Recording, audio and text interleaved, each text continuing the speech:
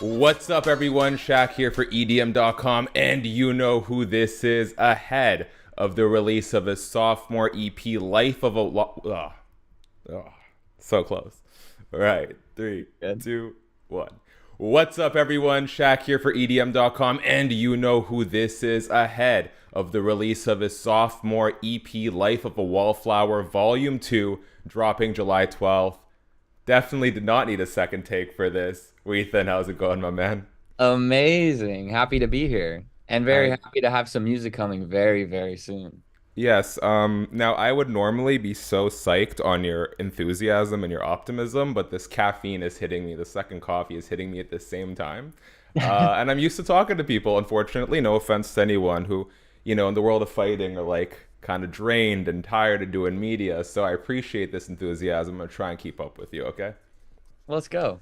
Let's go. Now, before we talk about the EP, I am curious. I was going through your discography, and something stood out to me as probably the single greatest credit ever on anyone's discography, and that's the SpongeBob SquarePants Stadium Rave remix being stated on your Yes. Wikipedia. The Um, childhood classic. I grew up watching SpongeBob was one of my favorite shows. I feel like I would watch it like every morning before going to school. And there's that DNA of that song that just was in me. And I remember hearing it and I was like, you know what? I think this would ironically kind of go off at a show or a festival. Let me just put my spin on it, and it ended up working out.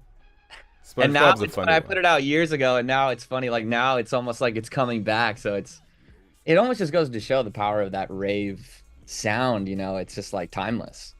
Is there a one piece of music from film or television that you would love to remix?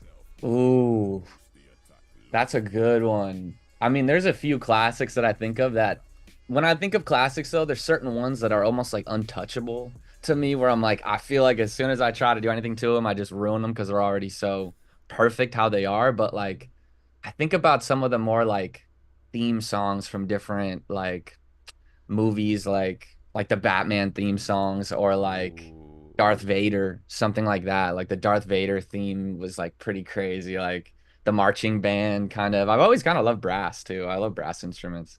So something orchestral would be pretty fun. I could be I like down. it. That sounds good. Or like We'll Hans circle. Zimmer. Hans Zimmer is always crazy. Like all the new Dune stuff is like insane. Like I feel like that is like inspiring. Yeah. Yeah, I mean, world class, truly top of his game. Let's talk a little because I know you and I could go down this rabbit hole forever, and time permitting, we'll get back to it. But we do got to talk about Life of a Wallflower. How does it feel for you to sort of revisit this theme, this project, considering it's been 6 years between the releases of the two? Yeah, well, it happened very naturally, and I think the connection was made when I almost hit like a little bit of a reset button, if you will, where I felt like, the world kind of slowed down for a little bit, for many reasons. And then it kind of gave me more time to kind of reflect with myself and really just kind of work on this new sound and work on, a bunch of different sounds at the same time that are all trying to collaborate with many different artists in many different fields.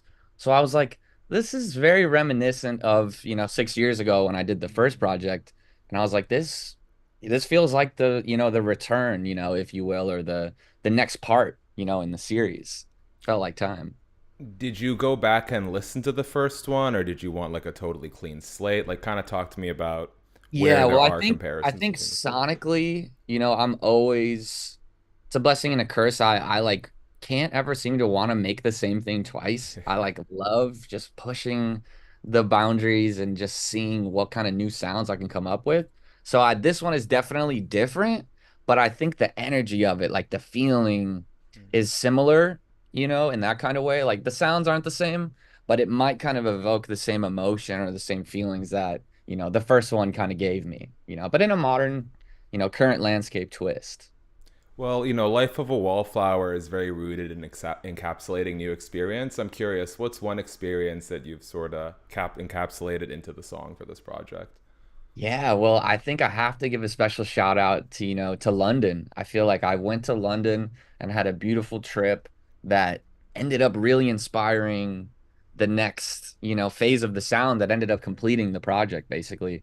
I was lucky enough to link up with Flodan and get in the studio with him and, make a couple bangers that really kind of just, yeah, just it always little moments kind of remind me of like why I do it, and Mm, why I still love music. And, I'm always trying to find that feeling. And I feel like all of these songs kind of hit on that feeling for me.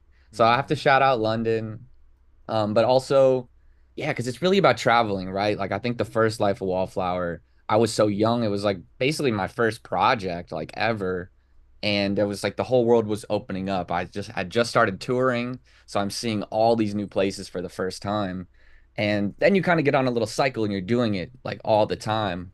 But then it kind of slowed down. So it was like I was saying, and now we're just back and it's like fresh. And, I'm getting to go to new places for the first time, and it's just completely refreshing, and bringing a lot to the music sonically. You mentioned like sort of capturing that love for it. Are there ever any times where like you kind of feel yourself falling out of love with music and sort of the grind of it?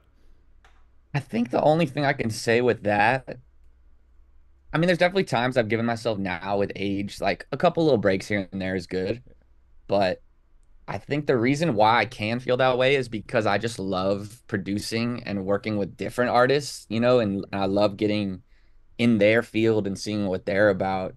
So it's not like always about me. And I love like seeing what I can help with and add to other people's projects. And sometimes that entails a little bit of, work because I don't really see it always as work. It's always like fun, when it's like for me or when we're all just vibing, it's fun. But then sometimes there's deadlines and things need to be finished and like certain things, and it is a tedious process. And so that times I'm sure you can fall out of like, just needing a little break from it. But yeah, I think you're always chasing that feeling, like I said. So as soon as it comes back, you're just like, yeah, this is it, like once you finally get through to that thing. I know world building is another big sort of component of these projects and a lot of your music. I read that this one sort of has like a bit of a desert theme to it. I am curious, what's one sort of setting that you would love to explore more for world building that you haven't quite touched yet? Ooh, that's a good one. I mean, honestly, yeah, because like I was saying, Dune, I had mentioned Dune. There's a lot of inspiration there as well for this project, and Sick.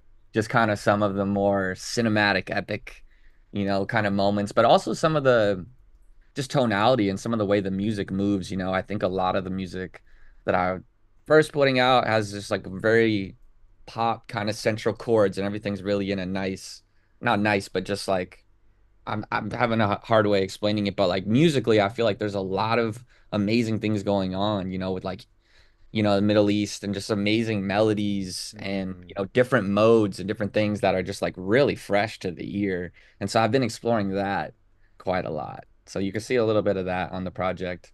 But world building, I really love rock music at the core still. I love rock music. I love guitars. I've always had this like kind of inner rock star inside me that like wants to like make rock music sometimes, but then I always end up just making like electronic music. mm. But I think there's gonna be a time where I explore that world, and Oh.